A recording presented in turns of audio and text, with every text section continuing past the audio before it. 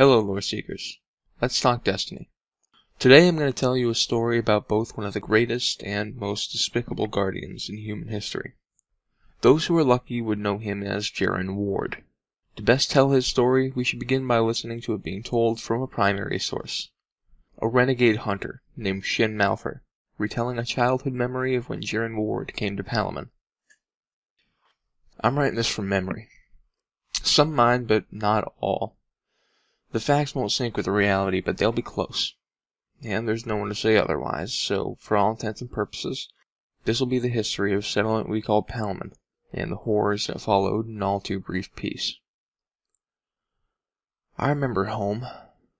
Stories of a paradise we'd all get to see someday. Of a city, shining even in the night. Palamon didn't shine, but it was a sanctuary of a sort. We'd settled in the heart of a range that stretched the horizon. Wooded mountains that shot with purpose toward the sky. Winters were harsh, but the trees and peaks hid us from the world. We talked about moving on, sometimes striking out for the city. But it was just a longing. Drifters came and went.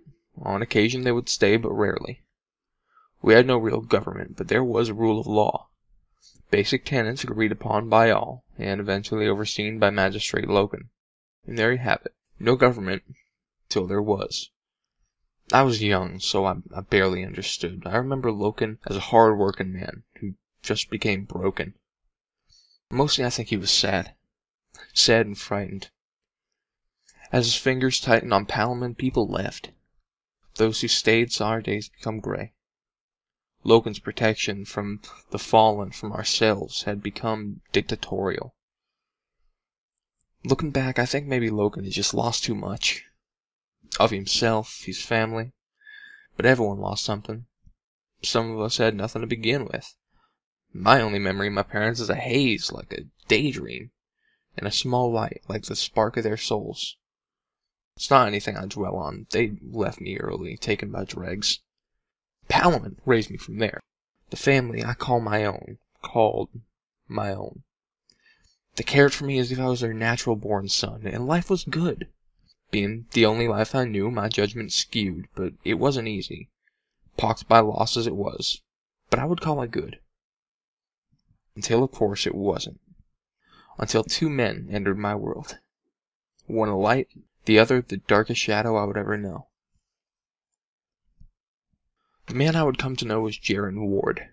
My third father, and quite possibly my closest friend, came to Palamon from the south. I was just a boy, but I'll never forget his silhouette in the empty trail as he made his slow walk into town. I'd never seen anything like him. Maybe none of us had. He'd said he was only passing through, and I believed him. Still do. But life can get in the way of intent. It often does. I can picture that day with near perfect clarity. Of all the details, though, every nuance, every moment. The memory that sticks in my mind is the iron on Dredgen's hip. A cannon that looked both pristine and lived in, like a relic of every battle he'd ever fought. Hung low at his waist, a trophy and a warning. This man was dangerous, but there was a light about him. A pureness to his weight that seemed to give a hint that his ire was something earned, not carelessly given. I'd been the first to see him as he approached, but soon most of Palamon had turned out to greet him. My father held me back as everyone stood in silence. Now Dredgen didn't make a sound behind his sleek racer's helmet.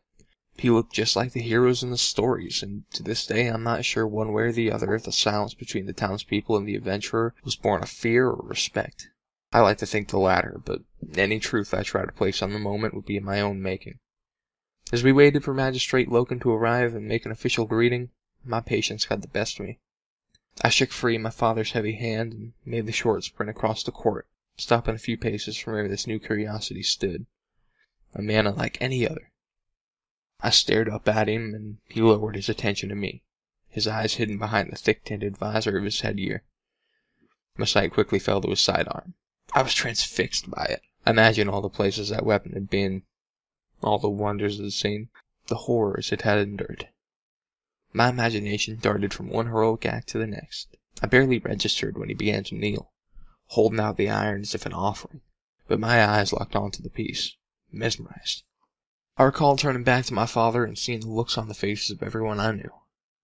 There was a worry there. My father slowly shaking his head as if pleading with me to ignore the gift. I turned back to the man I would come to know as Dredgen Ward, the finest hunter the system may ever know and one of the greatest guardians to ever defend the traveler's light. And I took the weapon in my hand, carefully, gently. Not to use, but to observe, to imagine, to feel its weight and know its truth. That was the first time I held last word, but unfortunately it was not the last. Loken's men found Dredgen Ward in the courtyard where this had all began. 9 guns trained on him, 9 cold hearts awaiting the order. Magistrate Loken, standing behind them, looked pleased with himself. Dredgen Ward stood in silence. His ghost peeked out over his shoulder. Loken took in the crowd before stepping forward as if to claim the ground. His ground.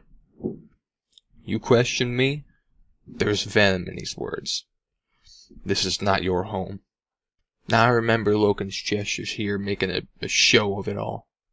Everyone else was still, quiet, but he had just tightened his grip on my shoulders to the point of pain. His way of letting me know that this was not the time.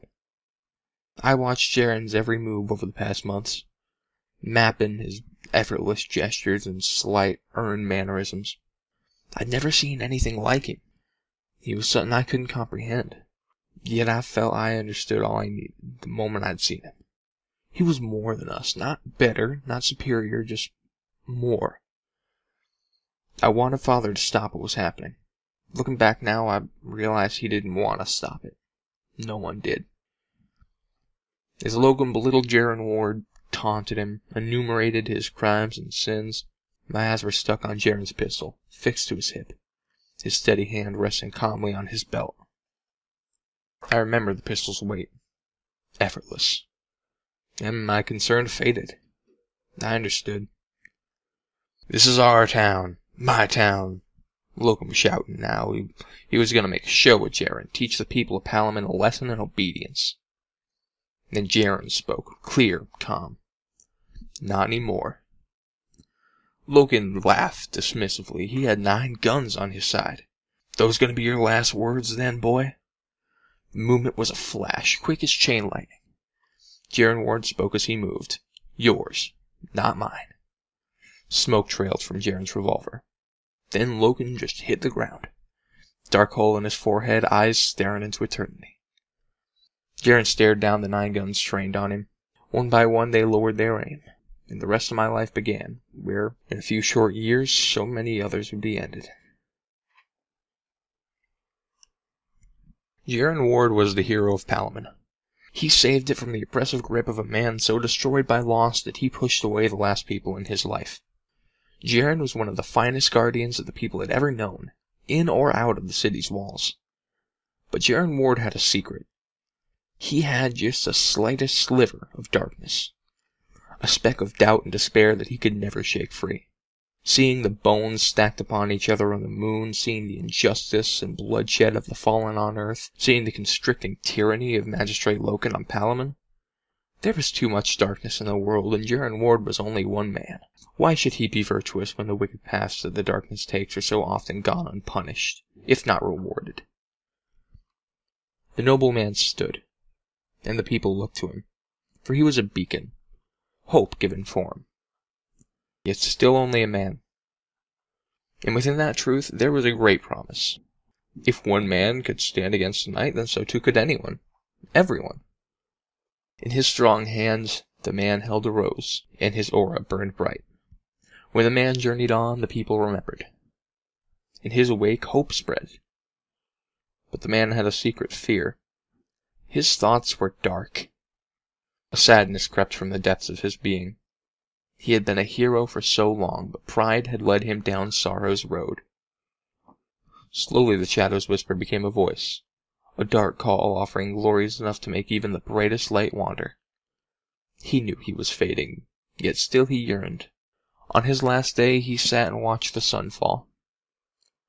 His final thoughts, pure of mind if not body, held to a fleeting hope. Though they would suffer for the man he would become, the people would remember him as he had been. And so the noble man hid himself beneath a darkness no flesh should touch, gave up his mortal self to claim a new birthright. Whether this was choice or destiny is a truth known only to fate. In that cool evening air, as dusk was devoured by night, the noble man ceased to exist.